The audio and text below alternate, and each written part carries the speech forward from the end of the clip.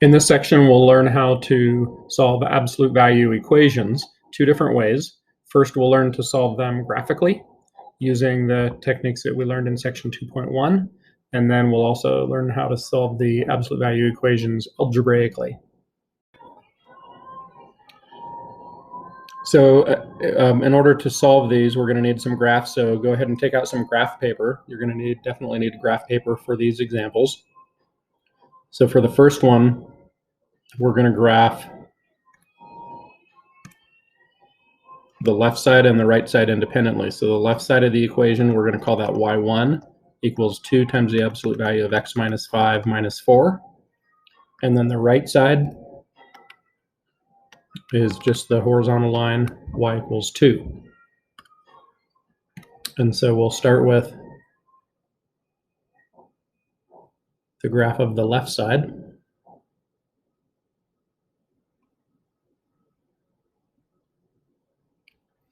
And that has a vertical stretch of 2, and then we're shifting it right 5 and down 4. And so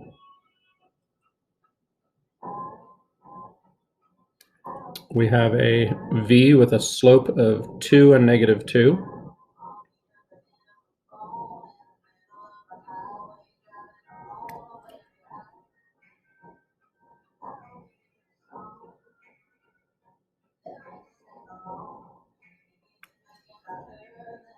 So that's going through these points with a slope of 2, this side with a slope of negative 2. Okay, so that has been shifted right 5, down 4 with a vertical stretch of 2. The right side of the equation is y equals 2. That's just a horizontal line at y equals 2. And these are our two intersection points. So we're looking for where does the blue graph and the red graph intersect. So this first point has an x-coordinate of 2.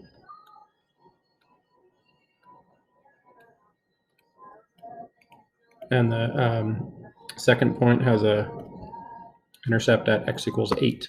So those are our two solutions, x equals 2 and x equals 8. And now we'll go ahead and check those algebraically by plugging them in. So 2 times the absolute value of when x is 2, that would be 2 minus 5 minus 4. Is that equal to 2? So I just plugged x equals 2 into the original equation. And this gives us 2 absolute value of negative 3 minus 4. Is that equal to 2? Absolute value of negative 3 is positive 3. So that's 6 minus 4, which is indeed equal to 2. We get 2 equals 2. So that first solution checks out. Now we'll try x equals 8. So 2 absolute value of 8 minus 5 minus 4, is that equal to 2? And so this is going to be the absolute value of 3. So 2 times 3 minus 4, is that equal to 2? 6 minus 4 is equal to 2. 2 equals 2, so that one checks as well. For the second example,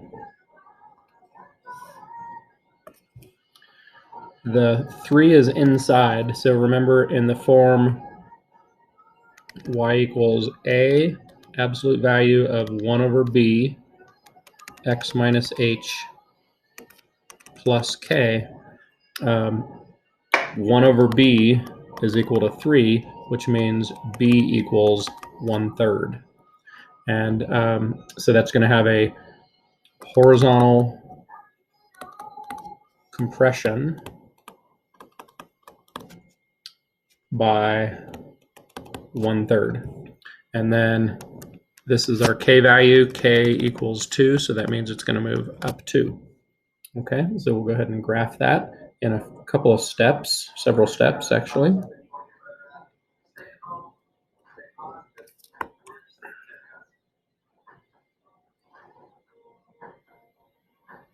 So if we start with our parent graph, we're going to need to multiply all the x values by 1/3. So it's convenient if we pick x values that are divisible by 3.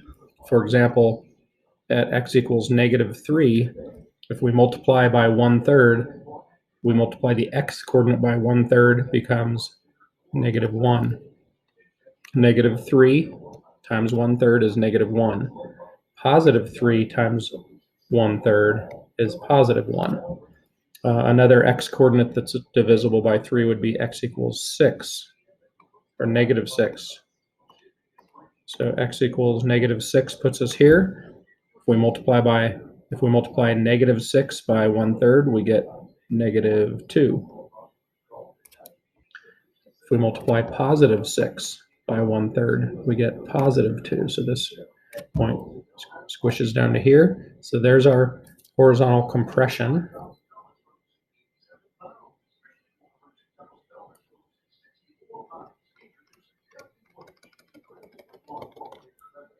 So notice that the slope is now 1/3 and -1/3. And now we're going to shift that graph down 2. So we did our horizontal compression. Now we're ready to shift it, up 2, not down 2. We're going to shift it up 2. So the point at the vertex moves up 2. This point here moves up 2. This point here moves up 2. This point moves up 2. And this point moves up 2. So our final graph looks like this, going up with a slope of 3 and -3. Okay, and then the right side of the equation is y2 is equal to 8. So 1, 2, 3, 4, 5, 6, 7, 8 is up here. And we want to see where the solid blue graph and the red graph intersect. That's here and here. And so this first one has an x coordinate of -2. And this second one has an x coordinate of +2. So our two solutions are x equals -2 and x equals +2, because those are the two x values where the graphs intersect. And then again, we can check those. Is the absolute value of 3 times -2 plus 2 equal to 8? And so this is the absolute value of -6, which is 6, plus 2, that is equal to 8. 8 equals 8, so that one checks. And then if we try the solution +2, absolute value of 3 times +2 plus 2, is that equal to 8? So again, we get 6 plus 2 equals 8, and 8 equals 8. So those both check. So those are both our solutions. All right, so I'd like you to go ahead and try example C. Pause your video, try example C, and press play when you're ready to see the solution.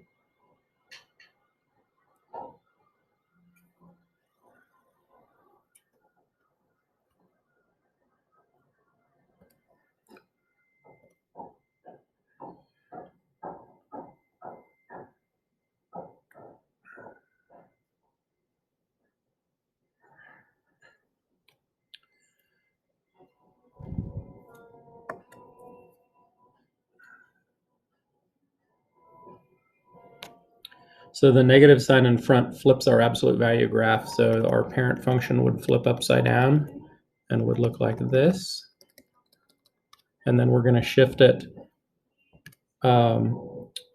right 3 and up 4. So every point's going to go right 3 and up 4. So I'll start with the origin, right 3 and up 4.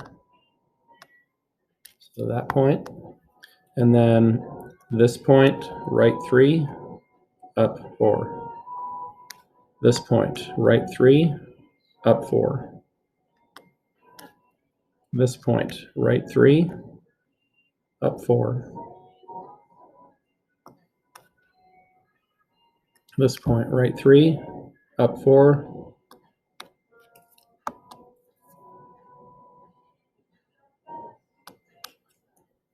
And we'll take this point and go right 3 and up 4. And this point, right 3, up 4. And so we see our final graph.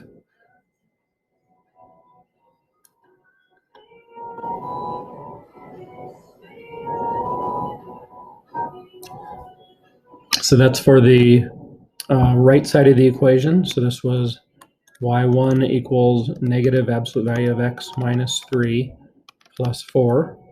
And then I'll graph the right side in red. That's y2 is equal to 2. So again, that's a horizontal line at y equals 2. And we're looking for the intersections of the blue graph with the red graph. That's here and here. So this first one has a x value of 1. And this one, its x value is 1, 2, 3, 4, 5. So x equals 5. And so x equals 1, x equals 5. And then to check, negative absolute value of 1 minus 3 plus 4, is that equal to 2? And so that's negative absolute value of negative 2 plus 4,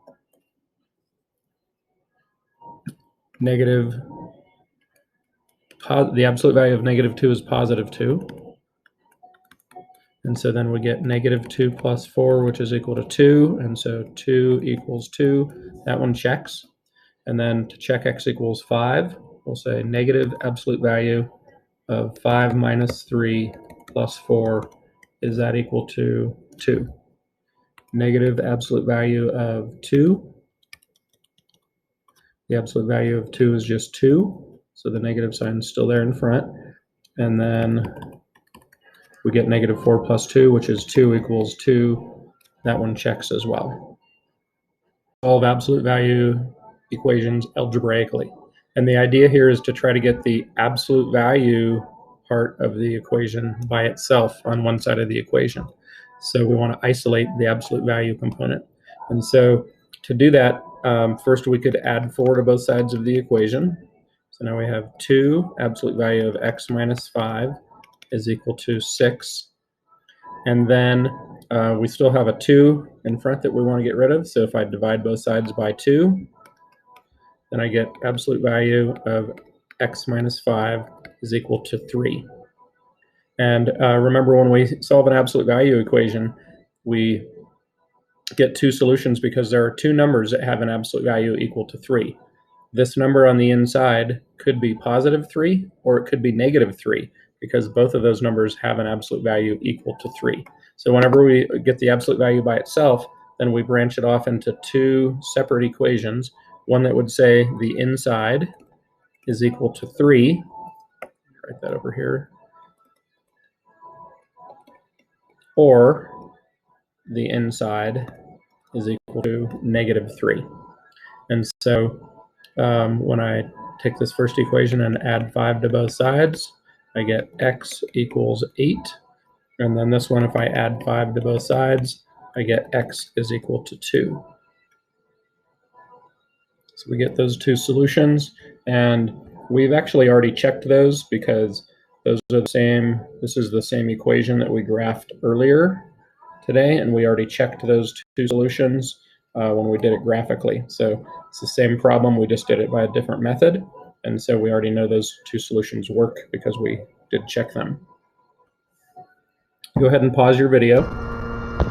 Try example B. Solve it algebraically, and then press play to see if your solutions are correct.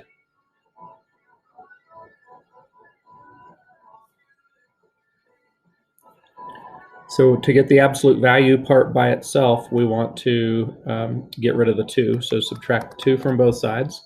Now we have absolute value of 3x is equal to 6. And then now that we have the absolute value by itself, we can break it off into 2 separate equations. One that says the inside could be 6, or the inside could be negative 6. And if we solve those, this one gives us x equals 2. This one gives us x equals negative 2. again, the same two answers that we got when we did it graphically. So we know those two solutions both work. Okay, and again, I'd like you to try example C algebraically. So see if you can isolate the absolute value part of the equation and then solve for x.